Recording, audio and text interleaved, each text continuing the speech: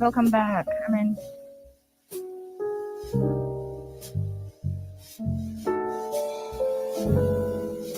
for the camera, for the discussion panel.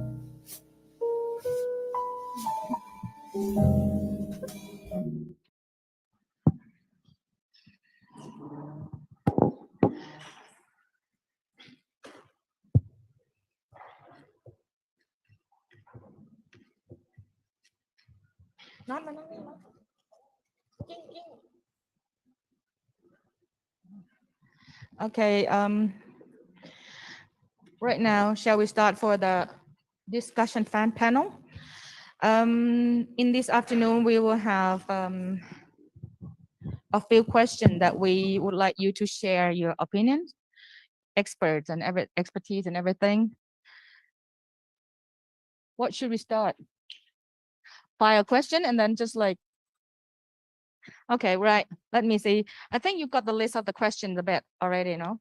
So you can check out in our live group. Okay.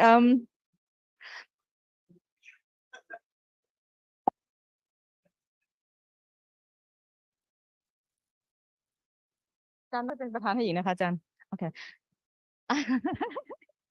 Okay. I'll start with the first question then. The first question is about what we're talking about in this morning. The title would be was how will computing change our research? The question is the following up from that point. Basically, right now the change in the computing has been, how can I say, has happened already right now. So what we want to hear from you is how will we deal with it? How will we deal with the changes? Who's gonna start first then? Let me right, okay. Andrew, should you address first? Huh? Yeah, we're gonna combine them together. So yeah. Yeah. Yep. Right. Shall we do that? I'll pass you the microphone. I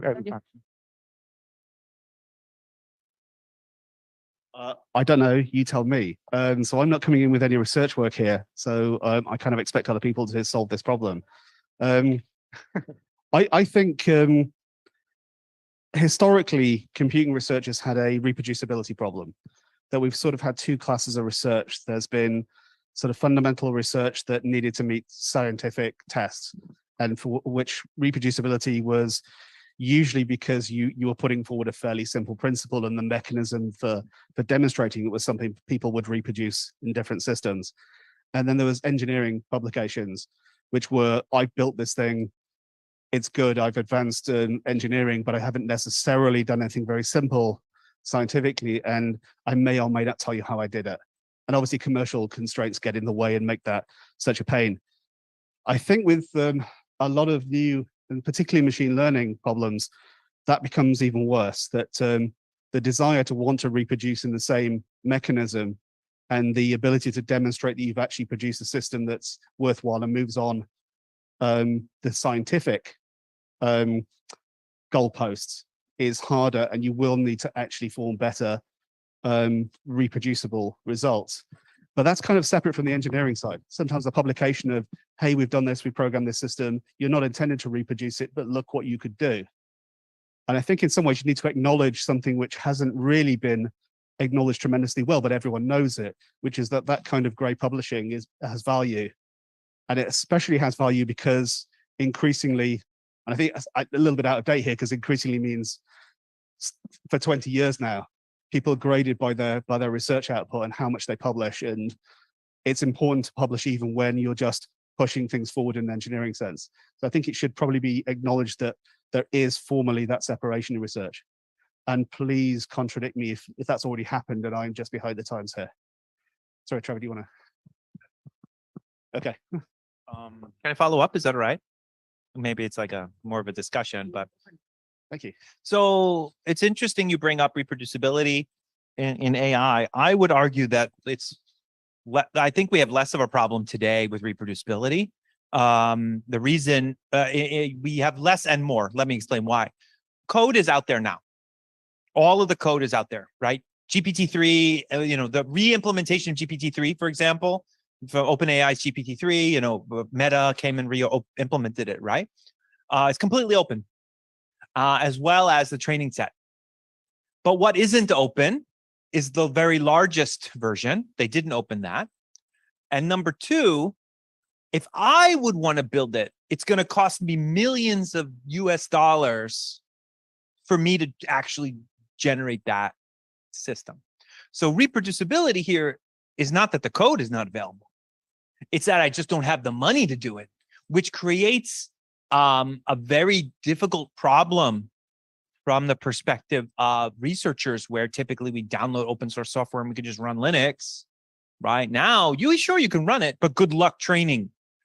Yeah. Right. So now there's a whole class of working on taking the baselines that have been developed, GPT-3, the open version, and doing transfer learning, which is much easier and won't cost you millions. Right. And so that anyway, so I sort of agree and disagree with you. And I'm just being a little bit more explicit about that. The other thing you're talking about, open and important to publish, I think there's two sides to that story. So for example, I have a student that's really interested in his startup. He's like, wants to do a startup and that's it. Right. So in that case, is the work open? Well, we're going to publish the work. We're going to patent the work, but we're not going to open the implementation.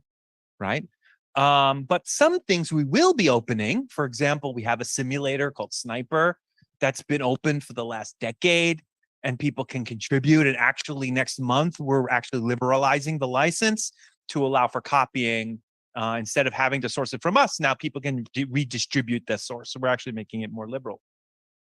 So I think there is in the AI community, in order for you to be cited while you're relevant, you need to publish that PyTorch example, or else no one's going to be able to re-implement it. But in the computer architecture community, you don't see people publishing their sources much. Sometimes it's because of patenting reasons. Other reasons are because I've got this idea, I'm working on version 2, don't want to give that one away yet, so other people can, But anyway, that's just just some thoughts. No, I was actually going to bring up on commercial interaction and what do you think? How do you think that's a problem? But I think actually you've addressed that.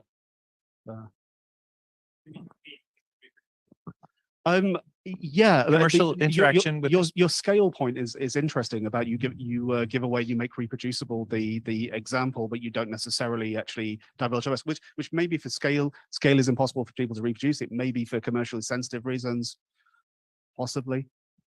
I don't know. So you're just saying that the problem is that. Are you saying that interacting with commercial partners is needed? I'm answering the questions I may have had about commercial concerns about reproducibility. I think you've answered, but you've done it in a slightly different way than I was expecting. Okay. So.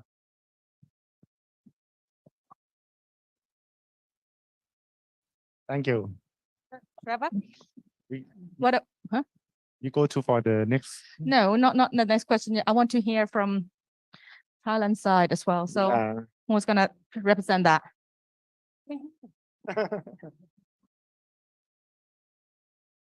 All right. I think Andrew is a good opener because he totally raised the issue that all of us interested in. But I want to looking for a more kind of futuristic perspective that because of my work in quantum computing, it's convinced me that perhaps a probabilistic is the way to go.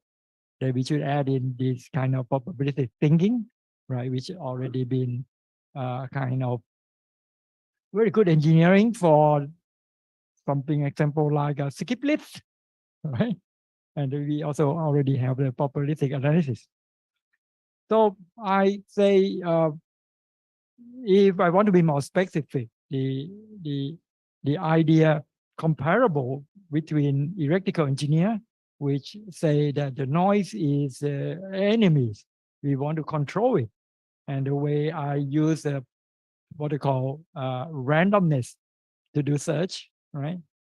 Probably have to be opposing idea, right? Of course, in some of the electrical engineer research, they already use some kind of noise deterring to improve the signal to noise ratio, right?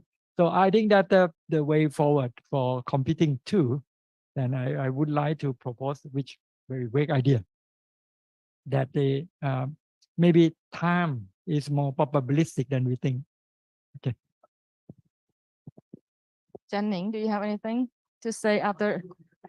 Because yeah, you're a computer person. Well, I just have the point that Professor Trevor was talking about the training data set that is sometimes it's difficult to find actually, because for example, like in my applications for the children with special needs, normally the data set that we can train, it is only for the normal people. So special children is kind of difficult to get a good training data set. So there's one field that we still need to find a way to find a good data set for training for the quality of the AI that we can get. Yeah. Like something that we work with humans, and the one that's how to say, prone to about ethical pruning. It's difficult to get to gather the data, and then difficult to use and difficult to share as well. So we have to gather the data and then use it just only for the laboratory, and cannot share to other people yet, something like that. So it's kind of limits the development of this field a little bit. Yeah, that's why we still need to find some way to be able to automatically gather the data correctly.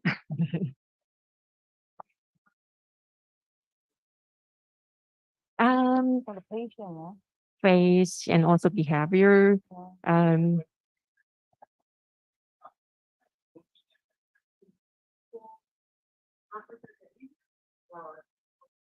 Because it's different. It's different between normal people and also and the children like this. They sense differently and they act differently. So we cannot really use the the same thing that we have been training for the normal data sets on this directly. Yeah. it's quite limited Yeah. data. Anything else? Okay, that would come to my next question, because at the moment we talk about doing research and how computing change it. The next question is going to be about a teaching method, because okay, most of us are teachers here. So once we talk about the research and then the change and then that sort of thing. So I believe that teaching method would be changed as well. So what do you have to say about it? Like, okay, the new style of teaching methods and how we're going to do, how we're going to cope with it? We're going to start with this. Let's say who?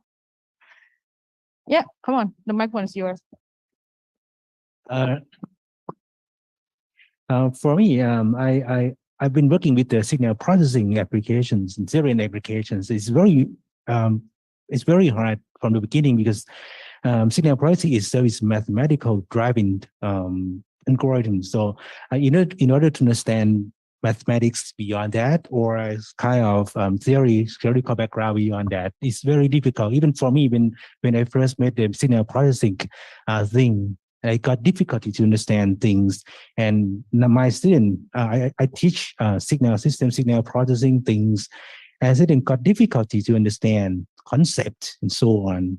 We try mathematics, but just only, let's say 1 or 2% of students understand most of the stuff that we're teaching. But nowadays, I think that the tools, so I changed my teaching style to be like not from the mathematical background, mathematical content, but I start from using the code, using the applications, start from that, and let students see. If you would, let's say, we would like to understand the Fourier transformation, to transform the time domain to frequency domain. For those of students who don't understand that, they got, okay, what was going on there? Why change to the domain? But some I got acceptance for them. They can understand, oh, really you can identify speech from just frequency, not just from the signal itself in the time series. Or let's say in the morning, I talk about the Gaussian acoustic. If you take a look at the signal, it's very, very noisy. But after putting it to Fourier transformation, they understand things. So, but to implement Fourier transformation, there's a theory, right? You need to compute the coefficient and so on. So as I said, blah, blah, blah, but it's a lot for them. So, but nowadays in MATLAB, we just use FFT command, one command, and we can get all the things together. And they can understand that not only not only just the equation.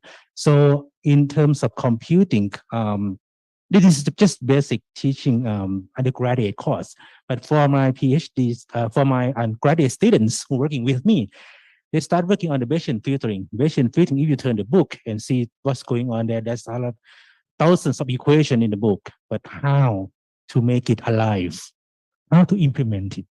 Even myself, when I first made it, I talked to my advisor. Oh, I think this, because I just see that I just knew that I'm from I did PhD in mathematical sciences, and my advisor asked me to read read a book that is called Beyond the Kalman Filter, and I opened the first page of the book.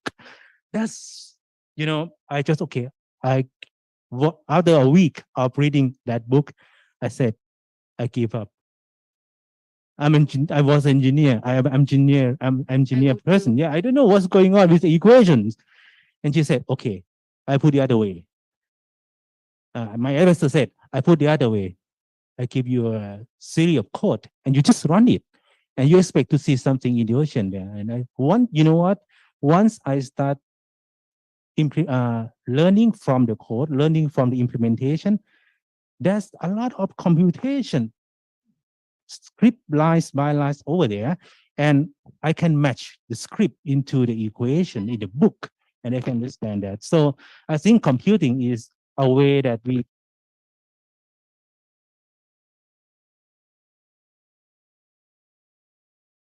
theory more and more deep. So from my perspective, for undergraduates teaching or okay, for the teaching for undergrad students or even the student who doing research with me, the way of computing not start from the theory, but from implementation, from the applications. Right. Okay. Your suggestion would be problem-based learning and learning from the application. That's what you're trying to and say. back to the theory later. Right. Yeah. Okay. That would be another, something that I would like to add on to the same question, how the teaching method would be adapt, especially for the new generation of students, because right now they have different expectation, different experience from, from a lot of from social network and outside world that, related to their life. So how you gonna change the teaching methods for them? You know what I mean? So now I'm okay, right. Can go on. I mention something? So we have a computer architecture class that was a traditional lecture style, right? Like here's the CPU and here's the this and here's the that, the caches, prefetchers, all that stuff, right? So what I wanted to do with the class was to change it to be more to help the students understand research better, so that the undergrads would know what do we do as researchers, right? So as a way to like bridge the gap, because so many times the students they do the project and they're just following the things, you know what I mean? So what we decided to do was completely rethink research. And what we did was this teaching method. And what we did was we added paper-based learning, and they took a paper and they also had the option to go below the paper and look at the fundamentals of the paper in earlier works. And then we did something called critical analysis on the paper, where they can tell us, where is the novelty? Why is this paper important? And then we take it one step further and we say, well, now that you understand the paper, implement it. Implement it in C. And you know what happened? They said, oh, the author was missing 10 different details. They didn't add all of that information I needed. And what this ended up allowing us to do was we built a new online workshop, to allow the students to understand the different kinds of reading. So basically a meta-analysis where the students could have feedback on and understand how they learn. And what they did was they could now understand that there are 4 or 5 or N different types of paper reading strategies. Sometimes it's just for overview, understanding, takeaway. And then if you want to download it, update it, whatever. And then if you want to implement it, oh, you've got to know that algorithm backwards and forward, right? And so actually forcing them to go and implement it was a completely new thing for them.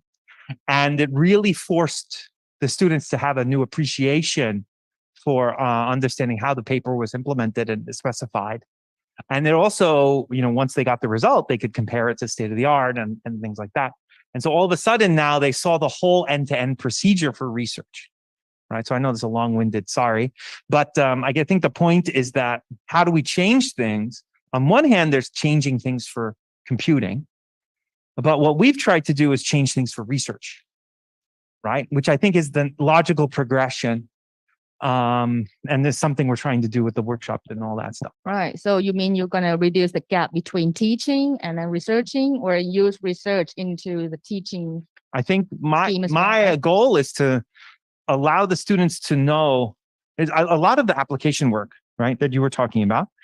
But allow the students, after their second or third year to know, yeah, this is what research is all about. Okay. And if they, it's okay that that some of them aren't going to like it. Mm-hmm. But you want to find those that are going to like it, right? And then all of a sudden they say, oh, this is what I want to do. I want to build a new chip. I want to build a new AI algorithm. I want to build a new something. Okay. And then you get them hooked, and then all of a sudden they're like, yeah, I'm ready. Okay, I got your point. Yeah. So that's kind of my, my not so secret, right? So I know what you I mean. tell them at the beginning, this is so that you know a little bit more about research. So hopefully you come work with us, right? Okay, thank you for now. I know that his affiliation is PSU, but probably he can tell more about Japanese style as well. Okay, you know who's gonna be next, right? I try to warn you. Okay, first thing that I perfectly agree to his idea. First, particularly for undergraduate, we can introduce from applicational aspect, and then after the theoretical one. So sometimes I say like this, usual education starts from the basic to the advanced. On the other hand, currently we need more education from applicational to foundational or fundamentals. Actually, of course, the fundamental is more difficult. So in that sense, it is not contradictory. But then, now, when we start from the applicational aspect, then actually, particularly in a real application, contains not only in a key aspect of the one area, but also a lot of different things. For example, suppose that we are talking about a new web system. Okay, there, of course, that new web system surely have the user authentication, like the user word and username and password, which is totally irrelevant to the key aspect. But still, we have to explain something about that. So first thing is that the applicational introduction actually contains a lot of redundant part, which is not so related to the key aspect. So when we make some sort of a curriculum, we have to be very careful which is a key factor and which is the redundant part. And we can just focus on the key part.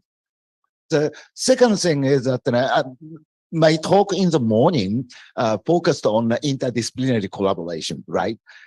And actually, okay, I can take a Japanese example. Since 20 years ago or so, Ministry of Education in Japan urged Japanese university to have faculties of interdisciplinary nature. And they don't accept the new faculty of technology or new faculty of engineering. They just want a more interdisciplinary nature. And then 20 years later now, as far as I know, there is indeed none of them made a good success. Why? Because if students don't have enough fundamental knowledge on one area, then how can make a good advanced understanding of the interdisciplinary nature? So from the interdisciplinary collaborations, more important part is the fundamental real understanding of one area. And then, as you know, that here in Thailand, as well as in Japan, more and more university students don't want to pursue mathematics or some difficult part. And more students turn their eye onto the faculty of management or faculty of hospitality, which is also good. But then the problem now is that, having said that, we need real fundamental education on mathematics or some sort of things. But at the same time, I perfectly agree to you that if we just start from the beginning, fundamental, no student want to do that. So that's why applicational introduction or how do I say it? Well-designed applicational introduction should be the beginning of the undergraduate. But then later, particularly at an advanced undergraduate or master course level, we have to focus more on fundamental part. Yeah, add on the theory. Yeah. Okay. That's some sort of my. Yeah, okay. I think that happened everywhere now. Yeah. The same situation happened here as well. You know that, right? So, I mean, about teaching, who next? I mean, who's going to be better than the person who have most experience in teaching, even though he doesn't teach undergrad anymore? But okay, you know what I mean. Okay, let's Professor goes. Yes, I don't teach undergrad level for a long time. I agree with you, all of you. Starting from application, Ajahn Prapad told us that why don't we start from the last chapter and go to the first one? This is what new students want to learn. They want to learn what we can do and go to the needed fundamentals. Okay, so let me remind you the education. Education one is to remember everything. That was our generation. And education two is to learn by themselves, to learn by students themselves. And education three is research based. That some university in Japan, they are going to research based. And the last one, number 4, is innovation based. So we don't want to remember because of cloud, of internet. People can extract the needed information whenever they want or wherever they want. So our generation useless now. We remember, we transfer the knowledge from somewhere to another, to others, but they don't buy it now. So what we should do, as Natapon said, we study by problem based. Case study. Case study. Yeah, okay. The student learn a case it means they can apply to other cases. So that is what happened now. All right. Go on. Here's a very good keyword: problem-solving approach or project task-based approach. Okay, Japanese university before also made a lot of them. And then what we know is very simple. Motivated students progress a lot with task-based approach. And then less motivated student eventually did. Sort of another part is that our education, particularly tertiary education, needs to boost their motivation, because not all of the university students are fully motivated for studying. And then applicational introduction surely will be helpful for boosting up their motivation. But also the project-based or task-based approach also boost up the motivation, but only to fully motivated student to more. So it's some sort of dilemma that how to make our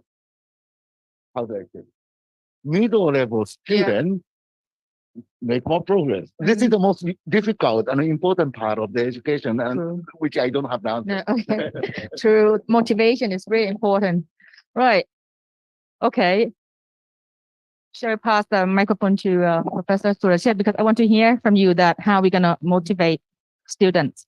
I'm not gonna talk about how. What I'm gonna talk is about from everyone talking previously. I think balancing between the fundamental that we think is important and the problem-based learning is both are important, but it depends also on the society. I mean, what the society I mean is that the nature of the student, the incoming student. Like now we know that is a alpha. What is the alpha generation alpha or something? What really are they? What they are and what they want. What we want is that once they get graduated, they get hiring, they get some job. I think that's the goal. However, the knowledge this time is too much. I think you agree with me that when you do the new curriculum or the revise your curriculum, there's so many new subjects that is very important right now, but somehow there's some fundamental that you think is very important also. So the keywords, the first one that I think is that the balancing between those. Once you know your student, then I think what the key role that we are as a teacher here, maybe we have to change our role from teacher to be a coach. Because if we teach, and probably I just show a TV program 2 days ago, they mentioned that in Thailand, probably 20 or 30% of students get hired after graduation. 70% get lost, no job. So what does it mean? It means that from current situation, what we teach them doesn't answer what the industry wants. So the big question is that will we get rid of those 70% of students? So the second word is that the coaching, because we need to manage what they want, or depends on their ability. However, we try to put them to the goal that they can achieve. And that's come to the last one, is the challenging for us as a teacher. Okay, we have to adapt ourselves. Okay, that's it. Thank you. I like that. Balancing the curriculum and changing us as a teacher into coaches. Now I want to hear from some sort of like an administrative level person. So okay, he's also a good teacher and also the dean as well. So what you're gonna say about this? Okay. First of all, I'm glad to let my background first. Actually, I work in the software industry for long than be a teacher. I work in the software house, the software company for 10 years before I'm going to study in PhD. And when I come back, I am start teaching students. I, it's different. For me, it's easy to teach students in some course like the programming or because I'm teaching in a software engineering course. Because I use the way that I work in the company, right? When you work in the software company, you get the requirement from the customer. You have a meeting and you start working. And I use it the same way to a student. I give them to the first class. I remember I give them to ask them to build a game, the 30th game, and they have no idea how to do that. I use that as a starting point to teach my class. Like you have to know the basic of programming. You have to know how to create the UI or something like that. This is confirmed again when I ask the student who just came back from the internship. If you ask the student who came from the internship, I think you get the same answer. Like they always happy with the company. I don't know why, but he always hates the teacher. They always like. But when we talk to students, I know that they like to the way that they work in the company, right? They work on like get something and did something, and they can see something, the output of that. I think this is the way that I use that for all time. But the one thing that I know that the students don't like that is like examinations of something that get the pressure to them to that, because it's different from the when you work on a company, right? When you work on a company, they don't have the examination, but they will find the bug or something like that. It's a different pressure then. So I think the way that I would thought the system is this way. But for 2 or 3 years in the COVID situation, I think it is very difficult to me for teaching like that. Because some students just, turn on the Zoom and sleep back on the bed, and when we have a lab or exercise something, they could not do like that. But I hope that in new era, like after this, it is better. That there's a teaching method for me that I have to tell that I would like to say that if you teaching like you are working in a company, if you're working like you have a customer, I think it will make the student happy. When they are happy, they will would like to accept everything that you teach them. Thank you. Okay.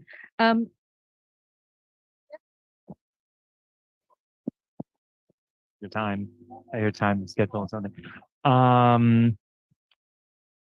There is this study called metacognition, which is one where students understand their level of understanding. Okay. Now it turns out that this is a hypothesis of mine, where if a student has never taken a deep dive to understand something that's fundamentally difficult, right? And they, it doesn't necessarily have to memorize it, right? But they have to be able to, solve that inductive proof or understand the complex math formulas. Then what happens is that skill is transferable to other skills, right? So if you're constantly doing things from the high level and running MATLAB code and calling functions, yeah, sure, you have this really high confidence in yourself. My metacognition is false because I think I'm really great at all of this stuff. But I'm just, running some commands. So I don't actually fundamentally know what's going on.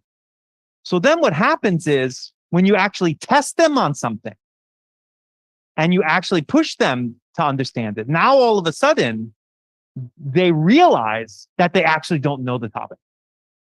Right? And that's, from my perspective, the why we need to push the students to know the material, because they need to understand what it takes to be able to understand something in a deep way.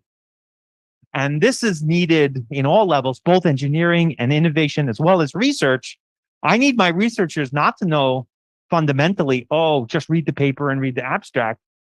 I need them to go in and figure out how to implement that. And that requires a completely different set of knowledge, right? And like, for example, you say, oh, well, tell me about the paper. And they say, okay, I can tell you about it. And what about the performance improvement? Oh yeah, 10%. Okay, now implement it without looking at the paper. No, they can't do that. All right. So I think the difference here is that, understanding in work how to implement something, that's fine. But the next step is understanding, like, write a new programming language. Do you know how to do that? Right? Write a compiler, right? Whatever you need.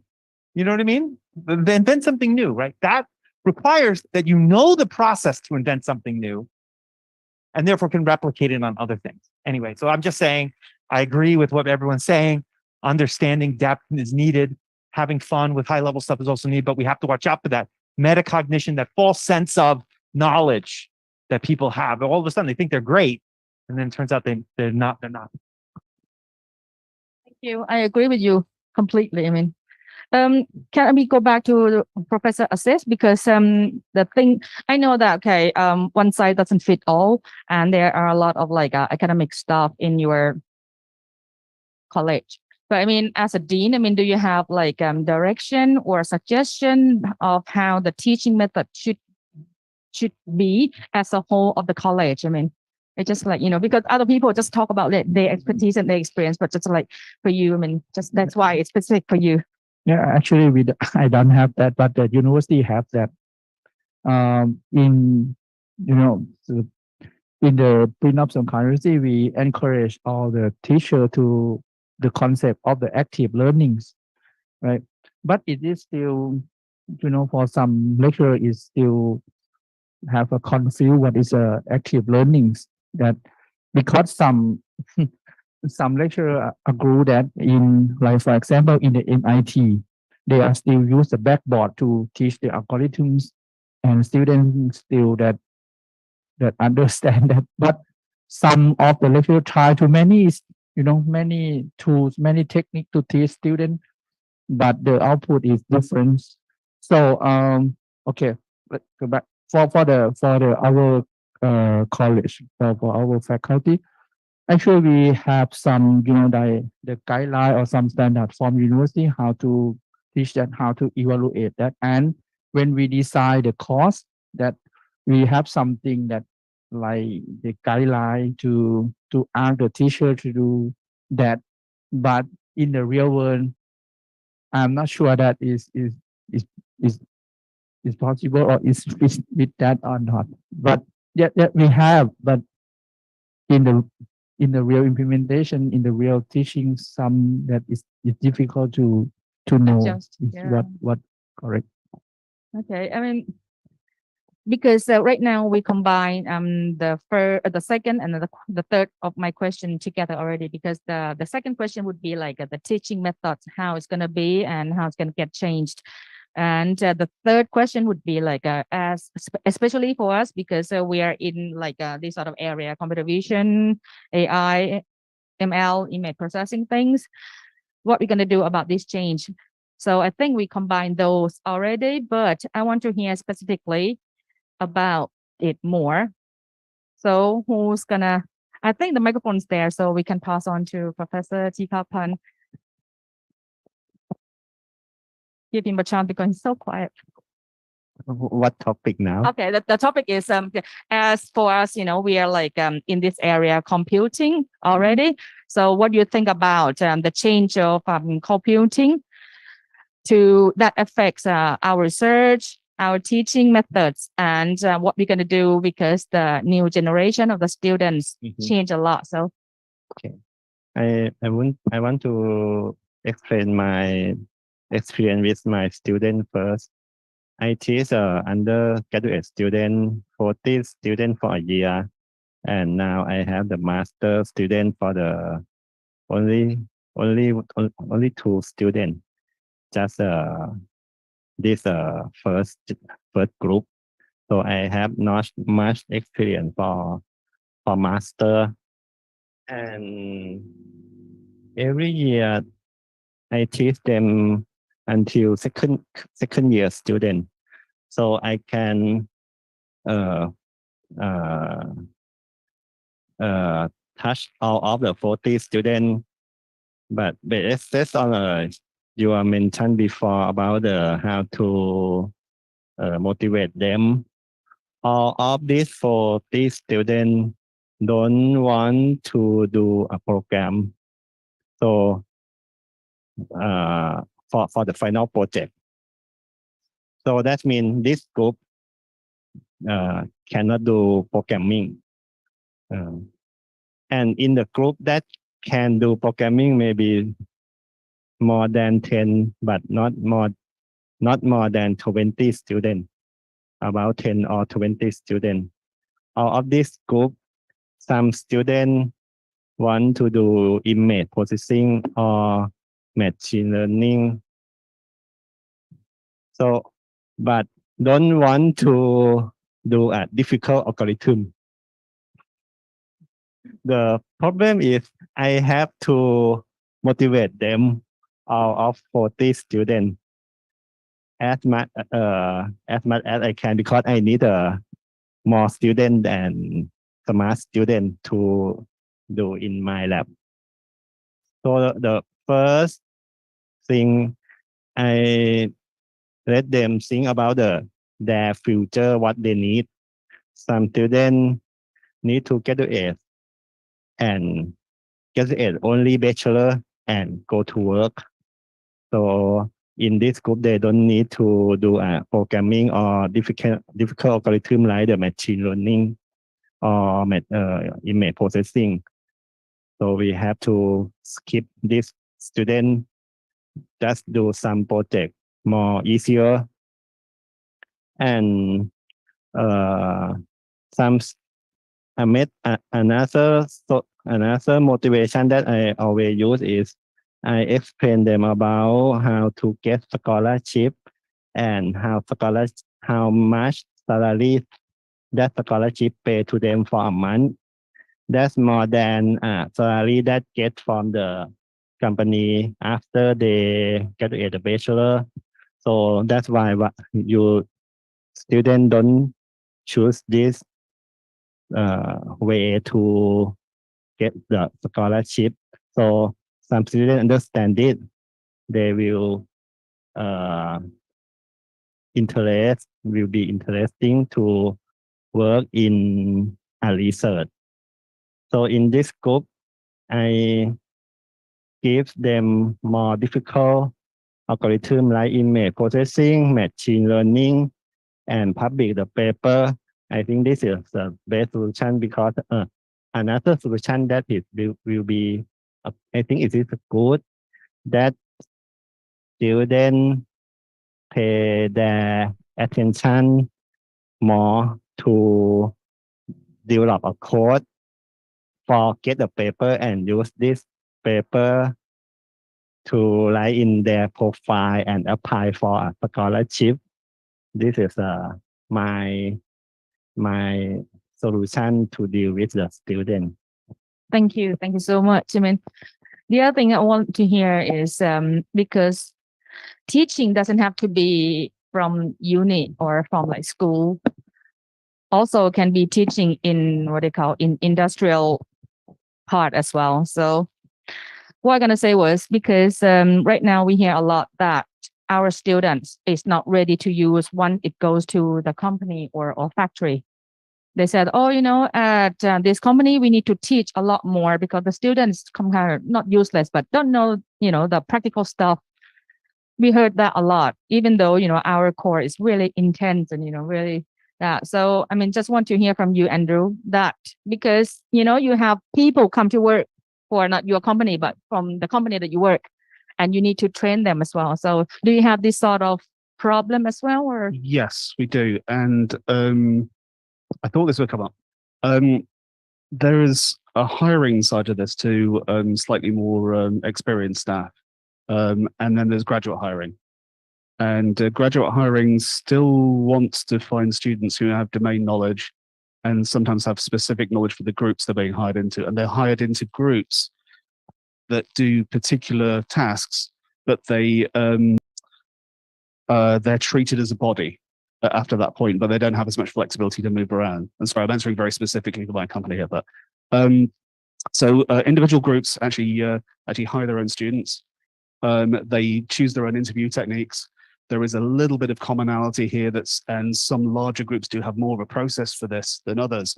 And then what happens is people become graduates, and after a few months or whenever it's convenient for them when they're hired, they go to something called the graduate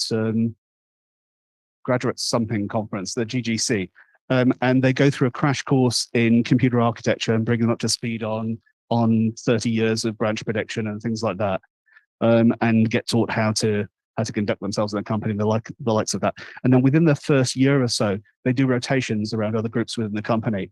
And so they get an opportunity to also kind of change their mind about how they wanted to be hired. But unfortunately, right at the start of this is still that whole ad hoc, a group chooses who they want and they choose them based on their preferences, which are quite often very classical sort of, you've been taught a number of things at university and we're not necessarily looking for problem solving here, but hopefully we are. So I'm not sure how well that works there. That story for hiring, if you're a more experienced or even a few years after graduation, you don't get any of that package and you're just hired on the basis of you know what you know, and it's a bit of a luck of the draw of the group. And what about their skills? Like, Professor Tikapan had difficulty. Well, no, the student had difficulty about, the hard stuff. They're trying to avoid, but especially your area, my So previous you area, could, let's you say. could almost be employed by being a general graduate, having some problem solving skills inside an interview, and then cramming for the things which are specific to your group. But once you're hired, you do get a lot of support within groups. You get a lot of teaching, but it's kind of on an ad hoc basis again. So it's very tolerant of that, of students coming in without quite the right background if you've managed to get past the interview. But it's still an interview that does test that kind of knowledge-based thing. Now, in the last few years, we've introduced online problem-solving tests, and they Critical thinking as well. yeah, no, coding tests and things like that. The critical thinking generally comes through the interview, but there are electronic interviews, there are recorded interviews, and there are also coding challenges and things which you do to a time limit. And I think it's probably true to say that they're widely disliked outside the company, and they're not. I think it's unsure what value they have. And in some ways, the electronic interviews, the recorded interviews, are really just there as a very fast filtering technique. And what about? We also do have one slightly annoying tendency is we don't really give feedback on why people haven't been hired, and we sometimes don't even tell them. And So sorry, that's kind of what's it's more difficult to train them as well because their skill is a bit, weaker than before. Or? It can be. It's a little bit of a lottery. So because you can end up with a very good student who tested well in the interview, and I think there's a fault of that very classic interview technique. We don't have any kind of probation period.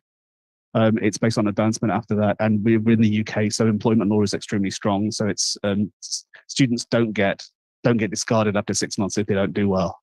But they do kind of get an opportunity to actually go to other groups internally. There are restrictions on that, and they also get a chance to do 2 rotations, a few month periods in other groups, and it's encouraged that those are within other parts of the company, and it's encouraged also that they bring back skills and connections to other parts of the company with them. So if they find something that's good in working for the GPU division, they're expected to bring it back and teach other people within the group that as well. So there's kind of a 2-way thing going on.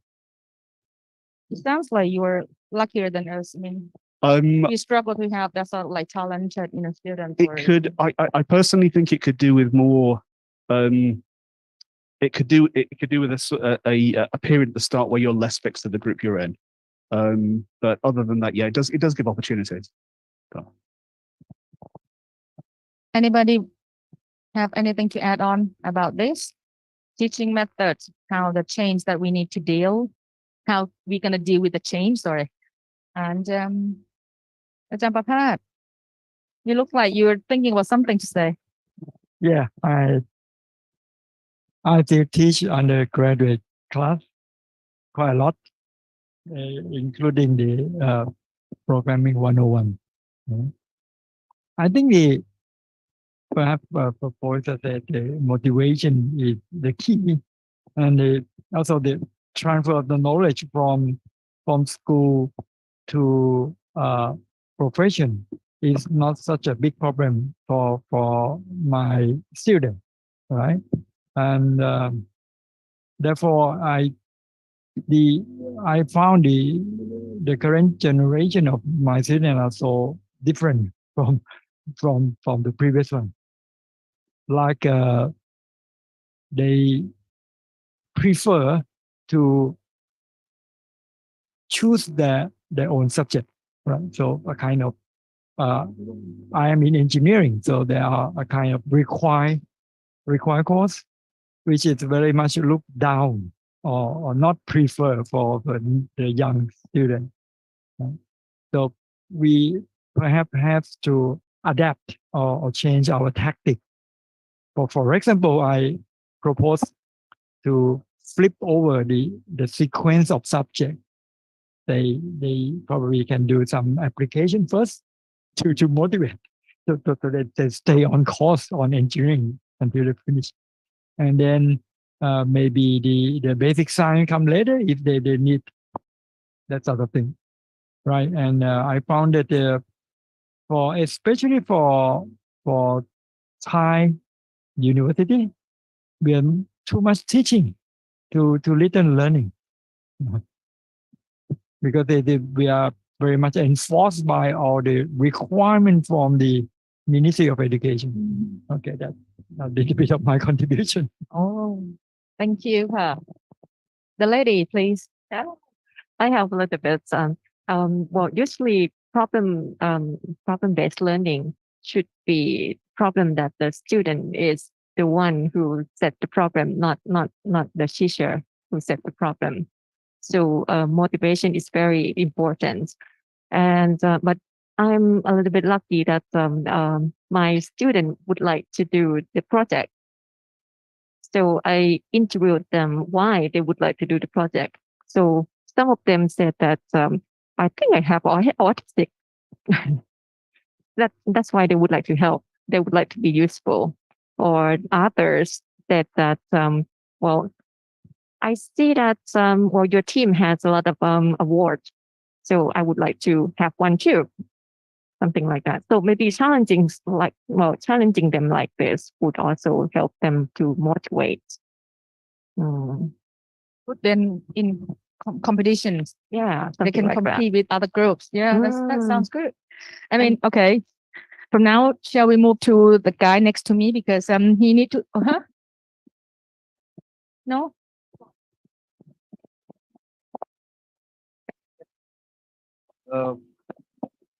In the issue of motivation, I think the kids are smart now.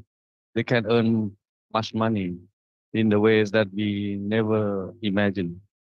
They can use a YouTuber. They can use YouTube to earn much money. They can do everything, many things that we never done. And they always ask themselves or ask us that for what? Can link to the money. So they are smart to survive. The practice, which can be called as a stupid practice, they don't want. So I just remind a joke.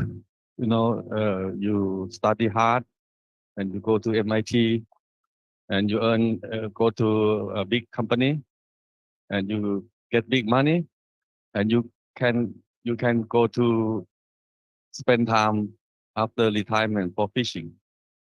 Okay, but the villagers, they don't have good education, but they said I can do that. I don't need to go to MIT. So they think different from us. Like we have passion. Okay, in Thailand or many countries, the salary of professor is not good. So if you want money, you don't select professor. But we have passion. In Japanese, we have yarigai, the value of profession. Okay, we feel value, so we work. We are proud that we do the good thing for people, for countries, for next generation. So we do. We have passion. We have yarigai. So I think in the issue of teaching, now students would like to learn what they can do as profession or work for money. The problem is teachers. Okay, if you graduate PhD from even good university, first tier university, it doesn't matter because you have no experience. Okay, you cannot teach. You are good lecturer, but you cannot teach professional things to students. Who should be the professor or teacher? The one that like Andrew spend time, Aziz spend time in the companies, right? Practical works and get the experience, okay, to teach the student.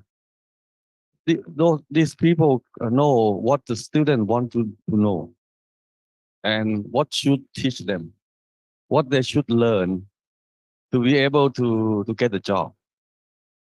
So we should change. Students, the next generation already changed. Yeah, I think also that there's a couple destinations here, right? There's the research destination and there's the industry destination, right? Now, from my perspective with computer science, we're not teaching students how to use a single API, right? That's not our job, right? Our job is to teach students how to be creative and give them the fundamentals so they can learn any API. They can learn any programming language, right? So I think one thing we have to be cautious about is it's great to get the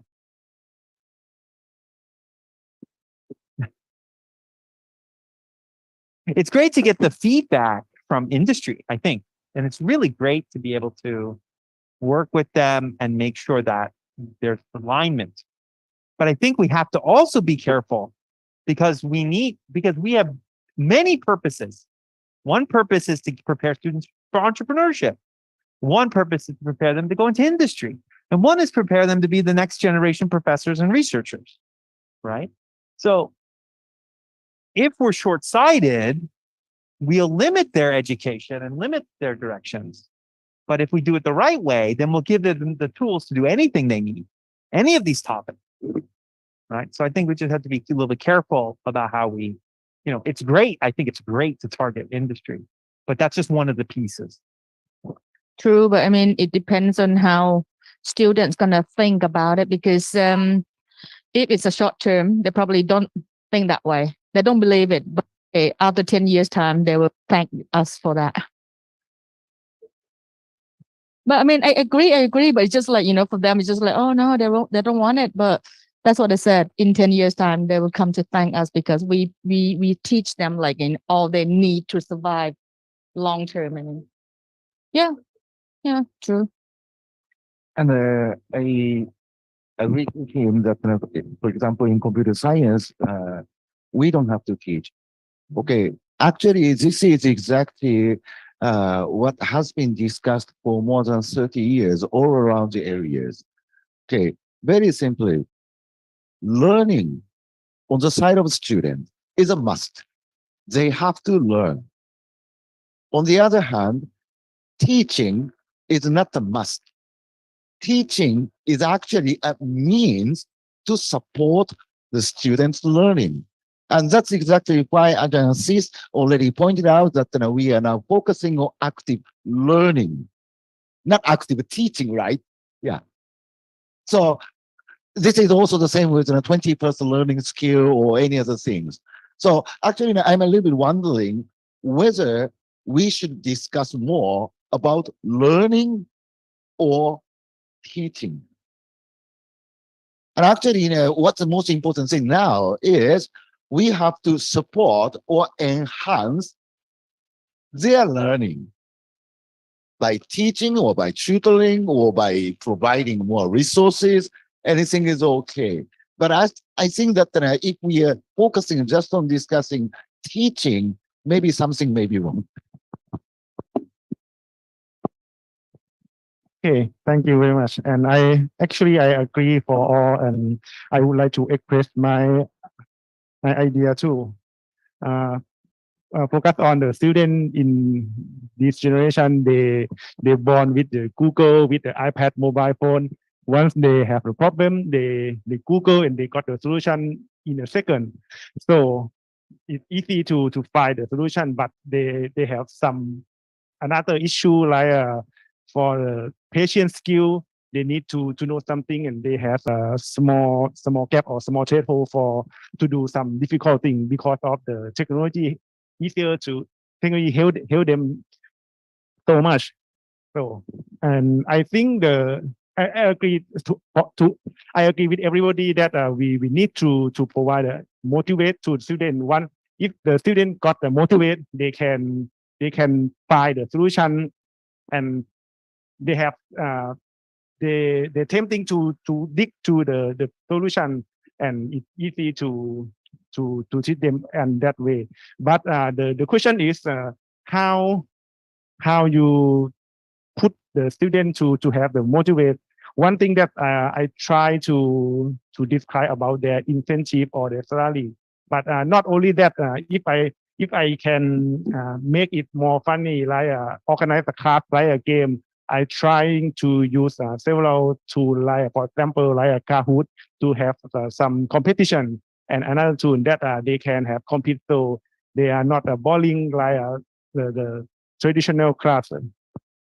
And but for another subject like for the programming, it's like a skill. Even we have game, but anyway, if they don't have a motivate, they don't practice, or they don't do the homework or assignment after they finish the class, they cannot have the skill to implement in the production environment, like to implement a platform. That's the problem. So the key in my idea about the education is about how to motivate the students successfully, and how to make them practice, keep study continuous and smart practice. That is my idea.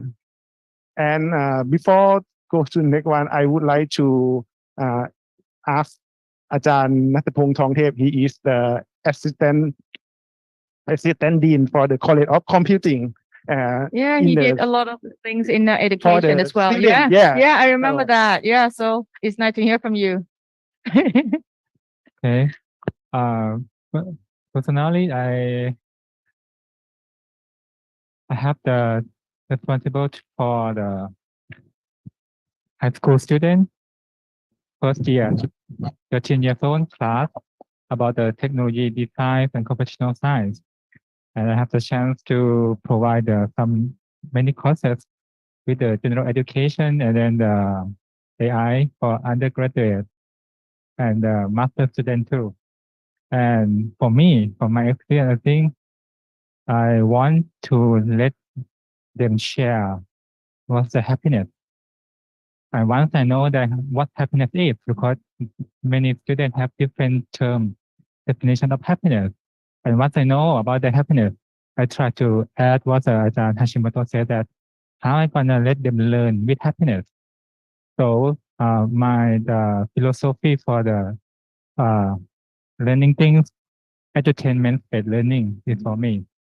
So mainly it's like every time, every class that I have, I will have the music, movies, dancing, with programming things. And then once they open their mind, so I can let them share and sometimes I bring them out of university, and then once they relax, and then I can ask more questions to let them think because they don't want to answer the question directly. So I just say it, and then once they share or they complain or they blame, I just continue asking what's going on, what happened. And now, for me, I am their friend, not their teacher. So once I become their friends, then we can talk more. And then once we close, then I can add the knowledge that I have to them. So with this thing, I think the reflection that I got from them during the online course, I say that my class is most happiness class during the online activity because I act like a DJ, talk, share, discuss, and play some games together. So for the next generation, I think that they should focus on their own happiness. So I have to learn about the society. I want to be a part of them. I want to be a part of them because it's difficult for me to bring them to be a part of my world because it's too far, the age and the idea. So now I study, I check the trend and everything that they're talking about. They discuss the movie, the series, and I try to use that the case study. And once I tell them about this thing, they say, the teacher to look that movie. So yes, I am. Let's Just trying share. to blend in with the students. Yeah. Right. Yeah. Okay. To be part of their world. Okay. And then continue our sharing our knowledge. I think this technique likely to be useful for the next generation and using like the technology that they have, the smartphone, the internet, the things, to be part of them. Thank you. I mean, why did I forget about you? Because I should have remembered that, you talk about that you are into education things. Well, thank you. I mean, it's difficult for some people to blend in with students, but for some people, they are quite, common now. Ajahn Abhisha, would you like to say something about that? I mean, he said, okay, we should move on to the final question, which I'm gonna combine the fifth and the sixth now because the time is getting a bit late. And but the final question I want to hear from all of you, but take turn. Probably start with Professor Prapat, and then I would like Professor Gosin to wrap up this questions. So we're gonna go around. The question would be, how would AI, machine learning, image processing, robotics, that sort of like, high technology that way, that impact to the future research and the future education? Education. Well, I mean, it's between human, right? So I think it's most of in a kind of fantasy world, maybe you have computerized system that can teach students, but I don't really believe that much. So I will conclude that teaching is very much of civilization kind of thing. You transfer some of your passion and knowledge to the younger generation so they can prosper. Okay, that's my thing. So all these technology just become a tools, right? The teacher have to always experimenting or changing because their student change and find the right tool for the job. So in a way, it's hard, right? But in a way, it's exciting. Okay, that's my conclusion. Let me hear from the lady. Well, I think my research is an example of this as a whole. That well, for example, like we can use the image processing in order to perceive, and then use AI to recognize them, and use robotics to be an actuator that let them learn, something like that. So for this kind of thing is kind of well, good for small children. And for example, like the special needs children, where if we use people, it would be difficult for the people as well. Yeah, so it's well, some kind of example. I know that it's kind of difficult to apply into the the other kind of children and also higher students, but it could be also be the tools for them to experience and then trying to develop something to help others as well. And I think this is another point that we should highlight out in our teaching and learning for the society as well. Thank you. Professor King. Yes, from my perspective, I think that the research has been, for me, signal processing, my research has been changed a lot after the machine learning and AI come into place nowadays, and even the decade before. Usually, traditionally, when I myself work on the ocean acoustic, I work on the conventional signal processing, and we have been doing this kind of mesh field processing, filtering, or kind of that. But as I mentioned in the morning about the Bayesian filtering that we use for extracting information from the data, it's just a few years back. Now we are using the machine learning technique, genetic algorithms, kind of that, in order to help the Bayesian filtering to get better means, even better and accurate result can be obtained a lot. And after we haven't done that. And just a few weeks, I just discussed to my advisor back in the US that we're going to use the deep learning for extracting the frequency content from the ocean acoustic signal as well. And it turns out that her colleges as well in the US also thought about utilizing the deep learning technique for that. Not only the convolutional network for the 2D, but also the 1D, because the signal, the ocean acoustic time series is a 1D signal, and we can use the LSTM, the 1D deep learning technique for that prediction and forecasting as well. So it's not.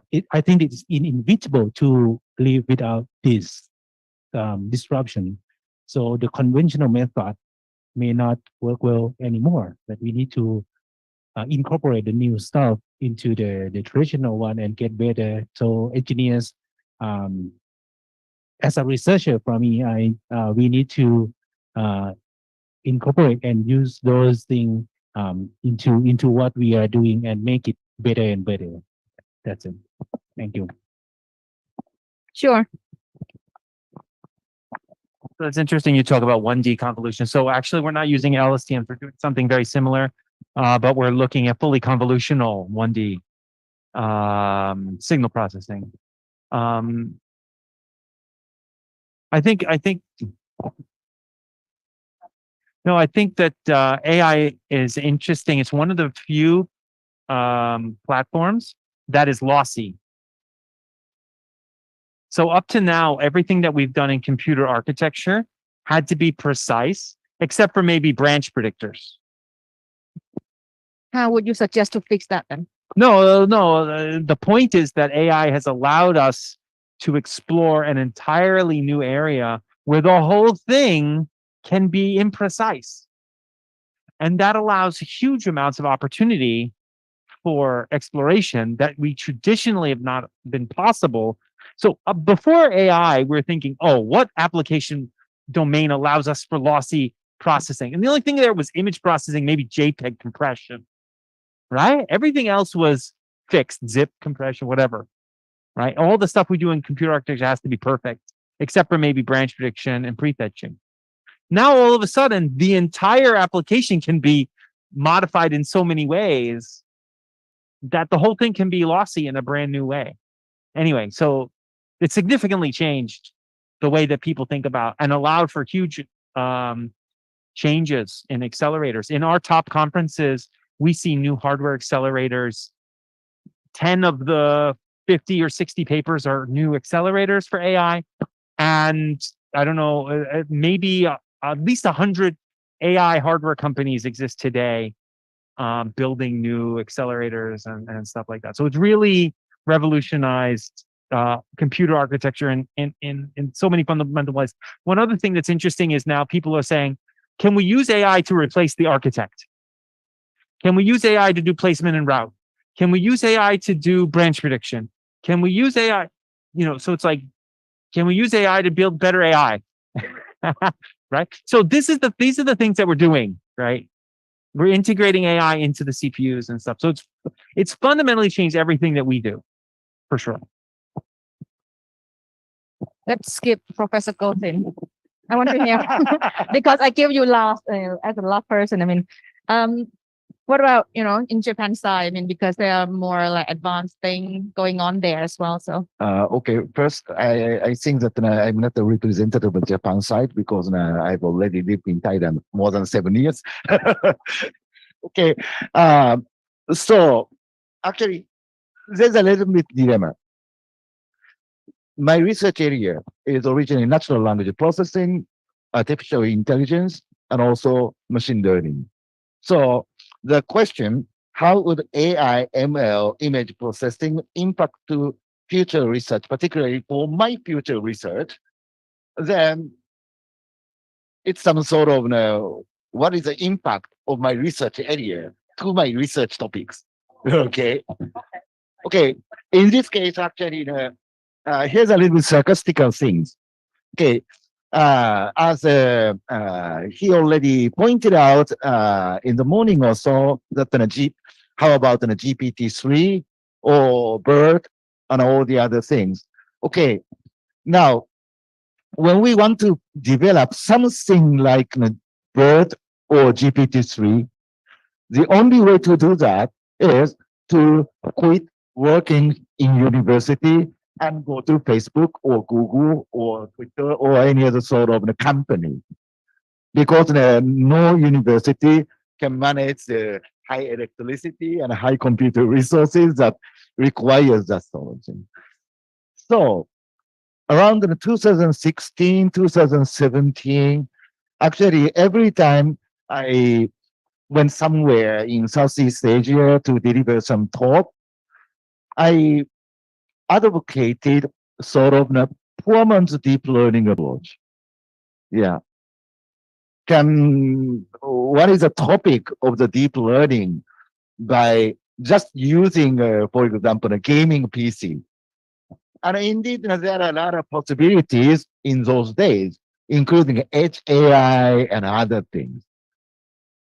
And then 5 years later now, most of the research results in these 5 years were a little bit disappointing because all those 5 years of research finding tells us that if we have more complex, more layered, more data, more bigger data approach, will make better results. Yeah, particularly for language. Yeah. So on one hand, my answer or my reply to the question is very disappointing or negative. On the other hand, of course, I'm a little bit more opportunistic person. So even for that total balance, still we can find some sort of a little bit more theoretical issues or technical, a little bit minor technical, but still very important issues. Those kind of things doesn't require a high amount of electricity or something. But actually, some of my research teams are always wondering what is a new natural language processing research topic that we can do. And actually, indeed, we need a lot of time to discuss about them. So, particularly for research in university, the research about deep learning or AI is actually more and more difficult. Unless you have a good connection with the Google or Amazon.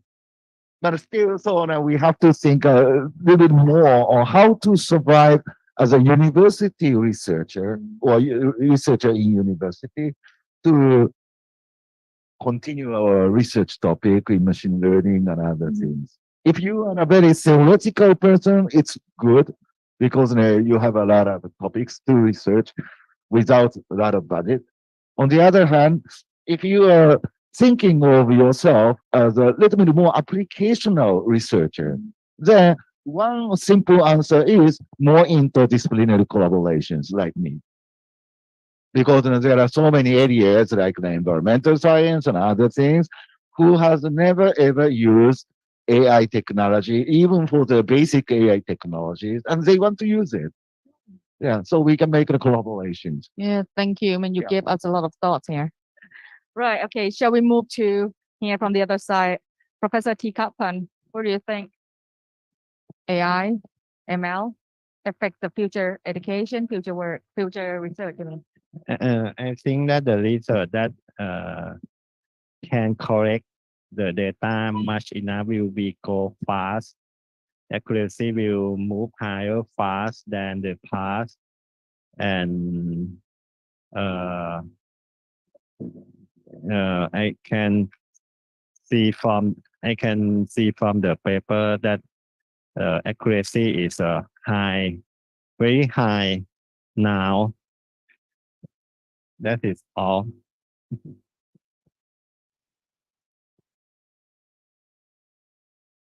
Genesis?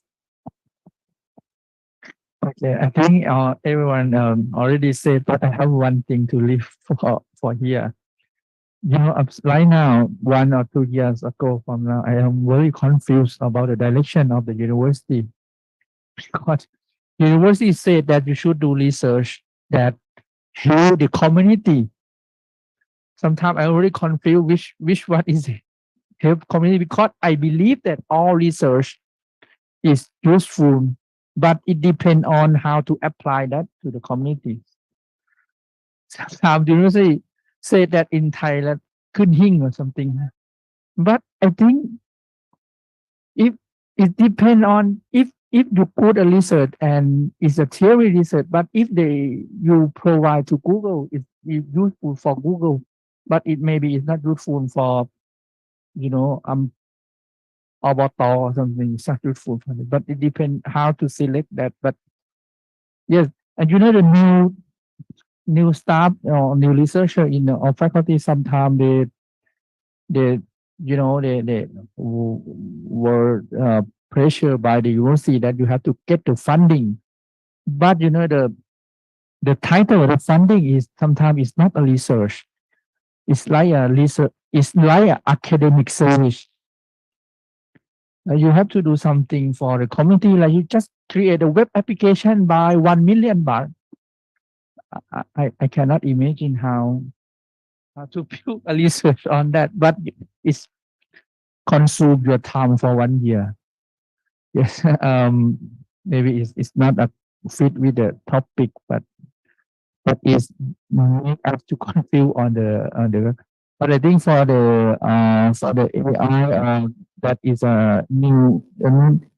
I think it's included like new technology like some blockchain or some other that quantum computing is I think will impact for our community to do that. And as said that right now we have many two physical hardware to make us too easy to work on that. Like we can collect data from like 1 month to reduce to 1 day, something like that. So we can produce the output quickly than when we compare to previous work.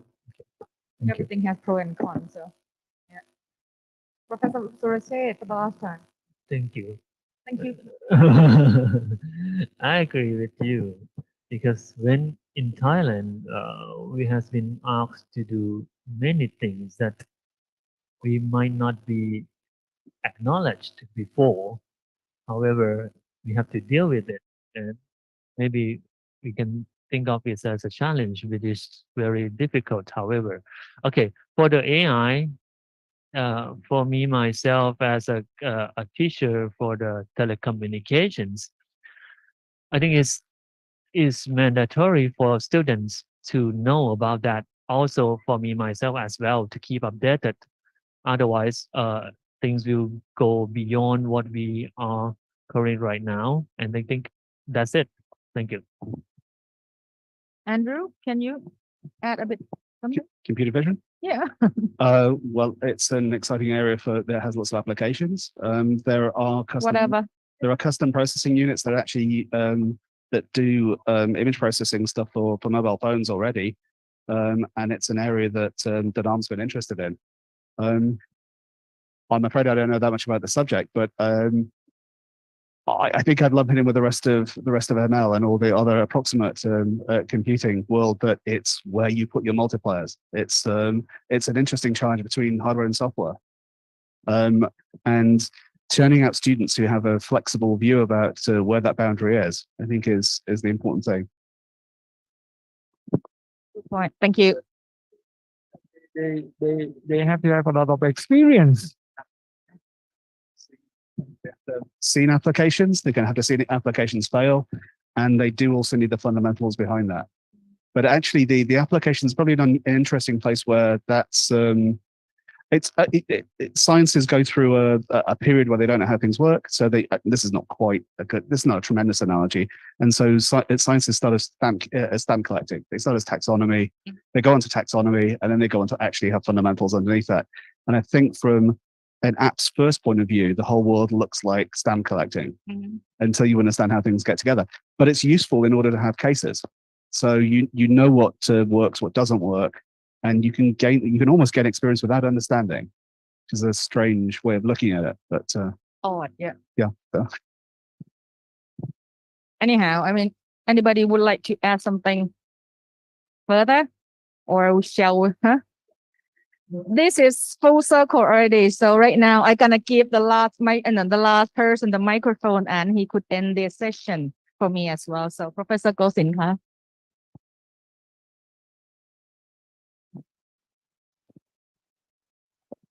Thank you. Let me say like this. We are at College of Computing, COC. Okay?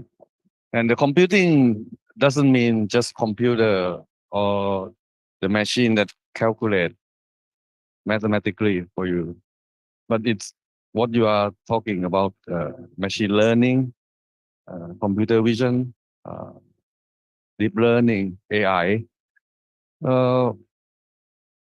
Many jobs like bankers, lawyers, they are changed now. They will lose the jobs if they don't know AI. They are not be able to use AI, right? So this is what you are talking about, disruption, right? So MIT, they invested $100 million for the College of Computing. What does it mean? 5 years ago, they collect the comment from alumni, and they said computers are absolutely changed, and people, all of the jobs, electrical engineers, lawyers, civil engineers, they need AI. So College of Computing doesn't take responsibility only on computer engineering and computer science, but have to cooperate the whole university with other faculties to create research. So the world is changed now, and I think the computing changed our research. It's true. Let me remind you the last slide of my presentation this morning. I talk about the top one is competency of tool using, and then imagination and the knowledge of mathematics. People in our generation are good at mathematics. We have done very difficult things. We practice a lot. We remember many things. But the young generation, they don't like it. They are good at the top one to using. We are not keen in using touching the screen. They know how to do that without any supervising. So the thing that never change is imagination. I think the young generation, even they don't have no knowledge, they can search, they can retrieve it. They are good at tools using, but if they don't have imagination, they cannot work. Okay, that is for young generation. For us, I think we have good basic knowledge because of our education, but we are not good at the top one. But I think we are better we are good for imagination by our practice. So the homework for the young generation is, I think, imagination. And today we are at College of Computing. This is the time that everything is changed. AI comes, deep learning, machine learning comes. We have to change our life and education. Thank you very much. I think Professor Aziz got a lot of suggestion and a lot of notes, from what he just said, because he mentioned about POC quite a lot as well. So, okay, right now I think it's time. Well, let me say, AI is useful. This sort of technology is useful, but also scary. I mean, this is my opinion. So we just need to be careful and learn to live with it and see. Okay, lastly, I would like to invite Professor Gosin to give us closing. Who's gonna say that? Okay, Aziz? I think okay, co-host? The host. Okay, let's say from the host first then, okay. Professor Aziz to address the closing speech for. First of all, I would like to thank you, Professor Dr. Darani and Professor Dr. Verodo, moderate this session. And I would like to thank you very much for Professor Dr. Gosin for initiate the idea and help me to organize this session. As you don't know that this session actually the Professor Gosin initiate the idea and give us the funding to create this event, because actually we don't have a plan and allocate the money to budget for this event. So Professor Gosin helps us to, I really appreciate for this, and I hope Professor Gosin always support us in the future.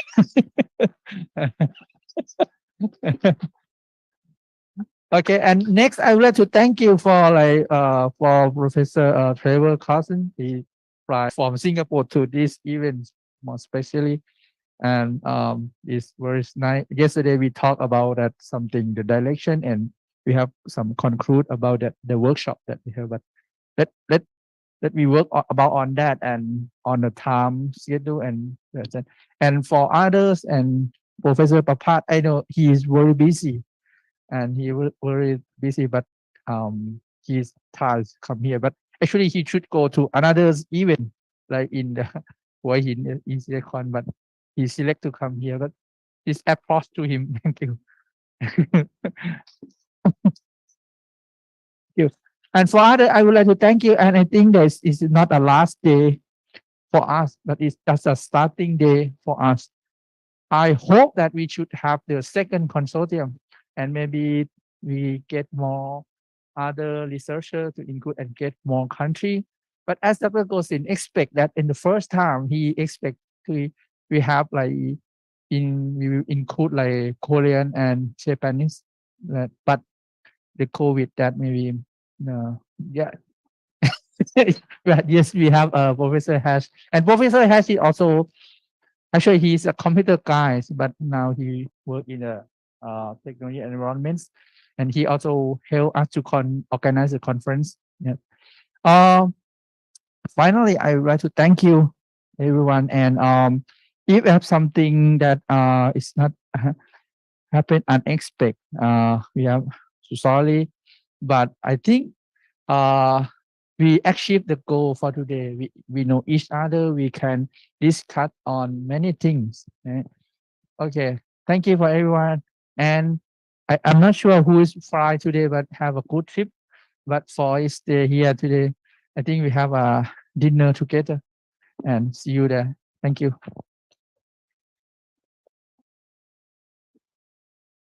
One more thing, could we have group photo together? All of us, I'm not sure where. Here? Just here, okay.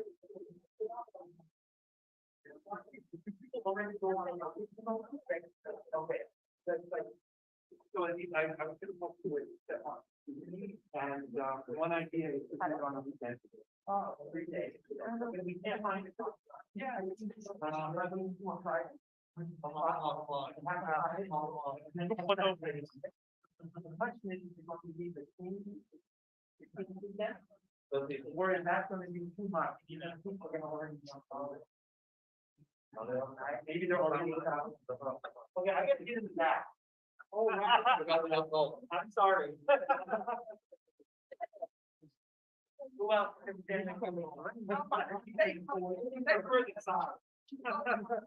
there we go. Didn't know it was getting cold. Much better.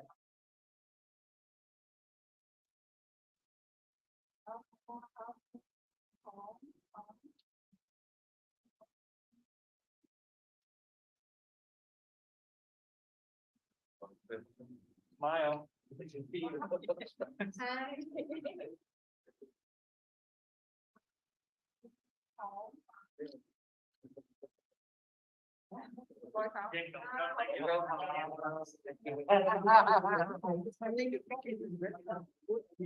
Yeah. No, we can't. But he was saying that we wanted to